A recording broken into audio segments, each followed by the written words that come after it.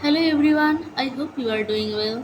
Myself Piyq Sarkar, and today I'm going to do June 2010 English paper. As you know that I had already started a series where I talked about and try to give you explanation through this PDF, and I did the explanation of PIQ of English paper, and today this is the 13th part of this series. So let's start with the first question, and our first question is the epithet a comic epic in prose is best applied to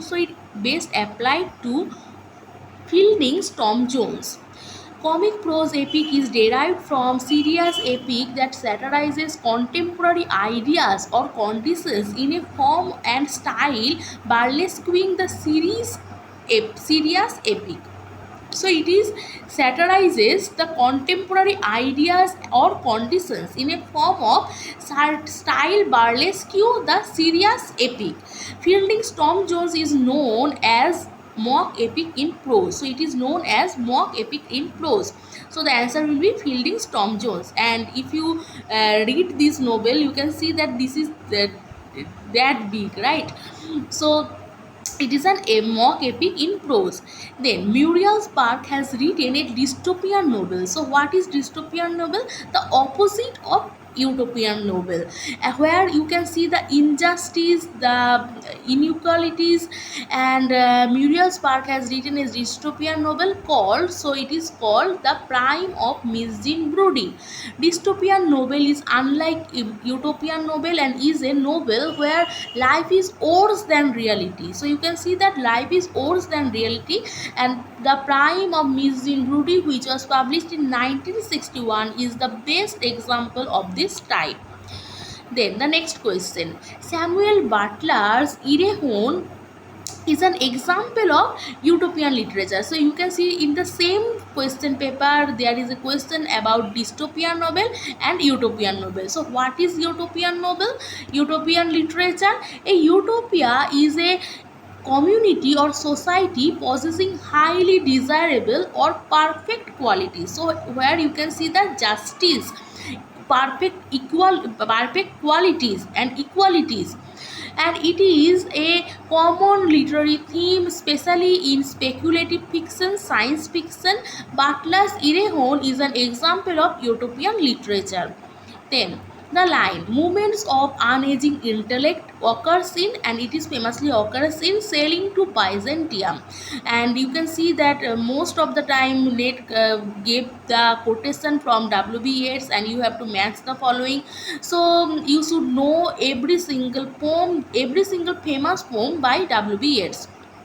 So, Sailing to Byzantium is a poem by William Butler Yeats, first published in 1928 in his collection The Tower. It comprises 4 stanzas in octava rima, each made up of 8 to 10 syllable lines. Then, in his 1817 review of Coleridge's Biographia Literaria, Francis Jeffrey grouped the following poets together as the Lake School of Poets. So as you know that in the previous paper also you can see the Lake School of Poets, this question asked. So this is the so you can see that how this question repeats. So, who are the Lake poets? The Lake poets are William Wordsworth, Coleridge, and Southey. The term Lake poets is used for the poets Wordsworth, Coleridge, and Southey who used to live in the Lake District of England and shared their common habitation.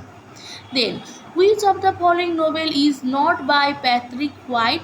And this will be Oscar and Lucinda. As you know that Vivisector, The Tree of Man, and Boss, these are famous novels by Patrick White. And Patrick White, this time also they asked question from the Patrick White, and he is a Nobel laureate. And Oscar and Lucinda is a novel by Australian author Peter Carey. So Peter Carey is also an Australian writer, novelist, who is won 1988 Booker Prize. Oscar and Lucinda won 1988 Booker Prize, and 1989 Miles Franklin Award, and was shortlisted for Best of the Booker. Then question number 7. The famous line "Where ignorant armies clash by night" is taken from a poem by, so it's taken from a poem by Dover Beach by Matthew Arnold. Dover Beach is a lyrical poem by poet Matthew Arnold, and it was first published in 1867 in the collection of new poems. So the line "Where ignorant armies clash by night" by Matthew Arnold. Then the next question: which among the following is not written by Margaret Atwood? And you know that Margaret Atwood also a Nobel laureate, and suffered surfacing, blight, assassination. The Handmaid's Tales are famously written by her, and Handmaid's Tale is also a dystopian novel. Then the Stone Angel, it was written by Margaret Lawrence, and it was her famous novel. There you can see a 90-year-old lady.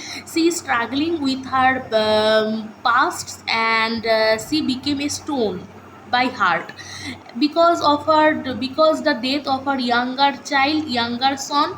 Though she had another elder son, and though her son loved her so much, but she could not recognize his love, and she is so in pain for her younger son, and also she got some mistreatment from her husband, and this past experience make her a stone like person. And at the end of the novel you can see that she went to a forest, and there she met a stranger, where she uh, she uh, she expressed her all emotions, and then she realized that yes, I have to forget my younger son, and I have to love my elder son, because she loved me so much, as he loved me so much. So this is a beautiful story. I really loved this story of the novel. So the Stone Angel, first published in 1964 by Cleland and Stewart, is perhaps the best known of Margaret Lawrence, and set in the fictitious town of Manakawa, and it tells the story of Haggard Kari Shipley. In the present day narrative, 90-year-old Haggard is struggling against being put in a nursing home, which she sees as a symbol of death. So she went out from the hospital, and she went to the forest. So though her elder son and his wife loved her so much, but she could not recognize their love. At the end it was not sure that she died or she returned from the forest. So it is a beautiful story. Then the term theater of cruelty. So this question last time they asked, and it was coined by Antonin Artaud. The theater of cruelty is a form of theater developed by avant-garde playwright actor Antonin Artaud, and that in theater and its double, which was published in 1938. Then let's see the next question. The verse form of Byron's Childe Harold was influenced by, so it was influenced by Spenser. Childe Harold's Pilgrimage is a lengthy narrative poem in fourth part written by Lord Byron. It was published between 1812 to 1818. The rhyme scheme is AB, ABB, CB, which was believed to be Spencer rhyme scheme with an additional Alexander line. So with an additional Alexander line, Byron tried to follow Spencer's rhyme scheme. Then Tennyson Ulysses. So which statement is true? As you know that most of the time they gave example of Tennyson's Ulysses, and you have to do the odd on out, and they most of the time they gave the option of dramatic monologue. So it is a dramatic monologue, and it is a poem expressing the need for going forward and braving the struggle of life. So you know that Tennyson took this story Ulysses from Greek Greco-Roman literature, and the two statement that it is a dramatic monologue and a poem expressing the need for going forward and braving the struggles of life. So the option D will be correct. Ulysses is a modernist novel by Irish writer James Joyce, and it was first serialized in part of American journal The Little Review from 1918 to 1920. So it is also a novel by James Joyce. I don't know why they give this explanation, because it is about Tennyson's Ulysses. So maybe it was a mistake. It was a mistake, not maybe, it was a mistake. So then the next question: which post-war British poet was involved in disastrous marriage with Sylvia Plath? And it is known by all, right, that Ted Hughes was the husband of Sylvia Plath. So Edward James Ted Hughes, he was born in 1930 and died in 1998, was an English poet and children's writer. Critics frequently rank him as one of the best poets of his generation, and Hughes was married to American poet Sylvia Plath from 1956 and until her suicide in 1963 at the age of 30. So Ted Hughes was the husband of Sylvia Plath. Then Chaucer's Parliament of Fowls is in part of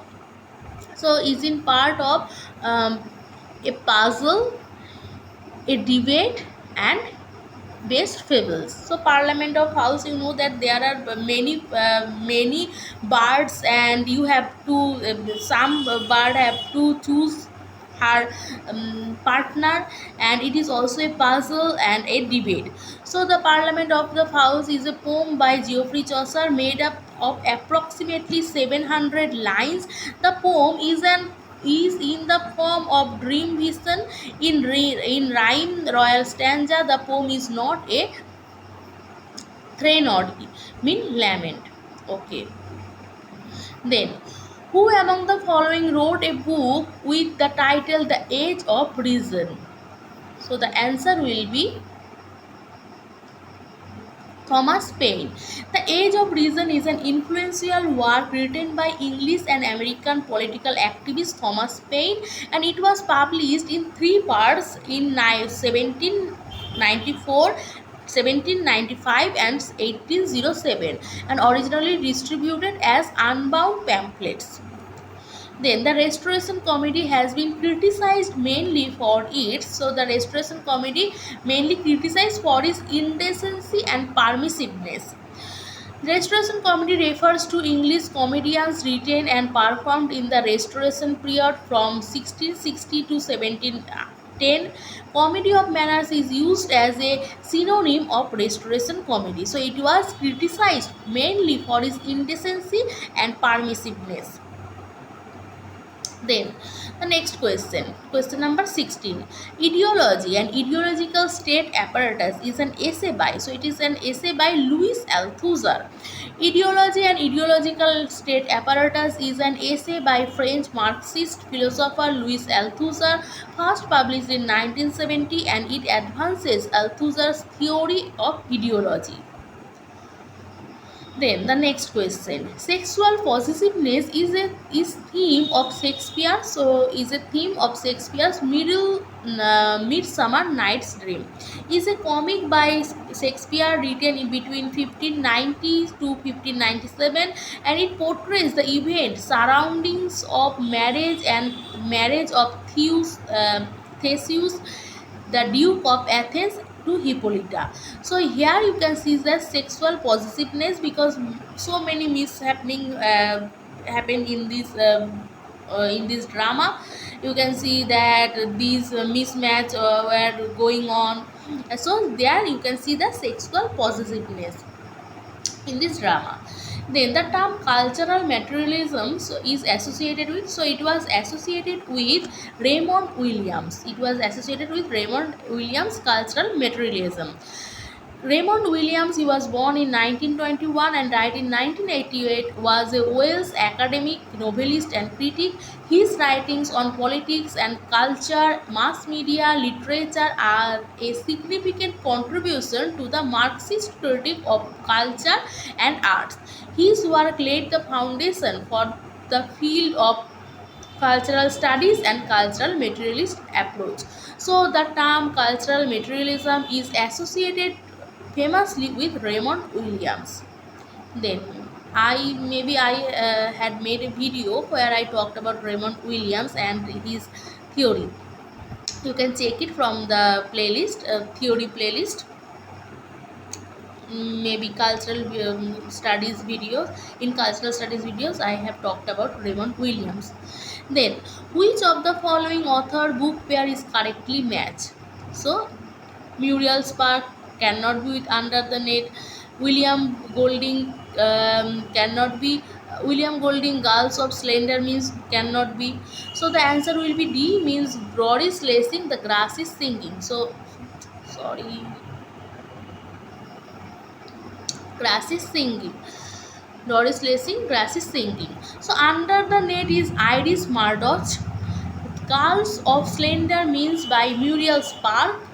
Lucky Jim by Kingsley Amis, and Grass is Singing by Doris Lessing. And you should know that the title The Grass is Singing is taken from, so it is taken from, you can write it in the comment section. Okay, so who among the following is a Canadian critic?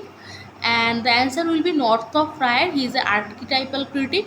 So he was born in 1912 and died in 1991, was a Canadian literary critic and literary theorist, considered one of the most influential of 20th century. Then Sithe. Sithe is a character. So Sithe is a character in Beloved, right? So Sithe is a character in Beloved and is the central character in Toni Morrison's Beloved, who kills her daughter and tries to kill her other three children. It was written by Toni Morrison in 1987, inspired by the African American slavery during the American Civil War. So it is a beautiful story, Beloved, and it also have the gothic genre. So you have to know the summary of the novel. And Sita is the main character.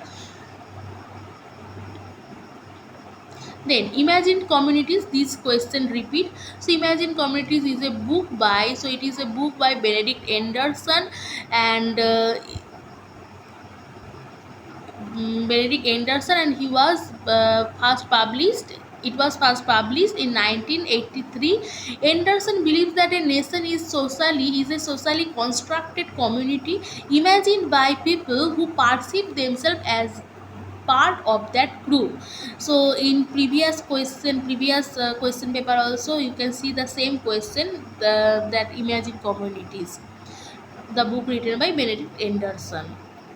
Then who among the following is a Cavalier poet? And the answer will be John Suckling. You should know the Cavalier poet and the metaphysical poet also. Sometimes they keep these kinds of questions. So Sir John Suckling, he was born in 1609 and died in 1641, was an English poet and prominent figure among those renowned for careless gaiety and wit, considered as the accomplishments of a Cavalier poet. Then, which play of Wilde has the subtitle A Trivial Comedy for Serious People? So this question, I don't know what happened. So they gave this question again and again. In previous year question, or this same question, um, the question, the school of poets, then Imagine Communities, the trivial comedy of serious people, the same question asked. So the answer will be the importance of being earnest. The importance of being earnest, subtitled A Trivial Comedy for Serious People, is a play by Oscar Wilde, first performed in 1895 at the St James Theatre in London. It is a farcical comedy or farce. Then Which of the following play is not written by Holzwenka? And the answer will be Master Harold and the Boys. So, Master Harold and the Boys is a play by Athol Fugard set in 1950s, and it was first published in 1982. The play takes place in South Africa during apartheid era, depicts how institutionalized racism, bigotry, or hatred can become absorbed by those who lived under it. So it is a it is a play by Arthur Fugard, and it's set in 1950s. And other plays are famously written by Old Swenka. Old Swenka is also a Nobel laureate. The Lion and the Jewel, beautiful comedy play. Then the Dance of the Forest, Congress Harvest are the famous plays by Old Swenka. So that's all for today. I hope you like this series and like the video. So thank you for giving your time.